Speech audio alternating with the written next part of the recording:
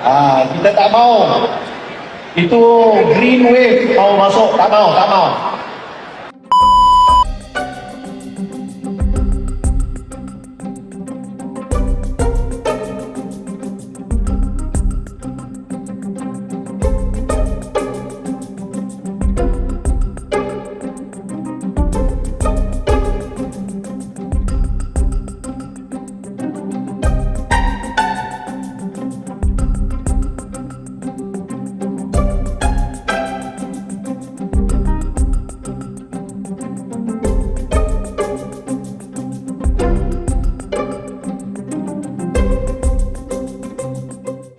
Ini malam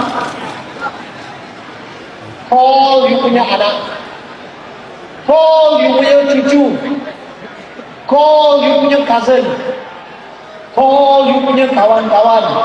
Kalau dia tinggal Singapura, minta dia balik undi harapan. Call kita punya anak yang kerja Melaka, mau balik 11 hari bulan. Kalau kita berjaya bawa satu perubahan, kerajaan persekutuan akan terus stabil. Perdana Menteri boleh selesaikan banyak masalah. Dan kita tak mau di negeri Johor ini ada itu green wave mula masuk. Kita tak mau.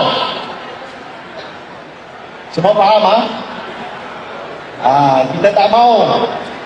Itu green wave mau masuk, tak mau, tak mau.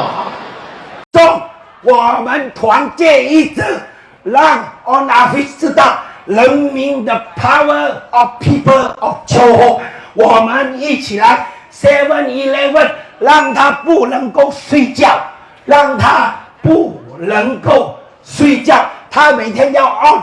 我们 7-Eleven 晚上的成绩出来，告诉 On Office， 我给你 off， 不要给你 on 了，我给你 off， 好不好？掌声一下，兴奋美丽。 Belum apa-apa pun. Oh, saya mau perintah ini negeri.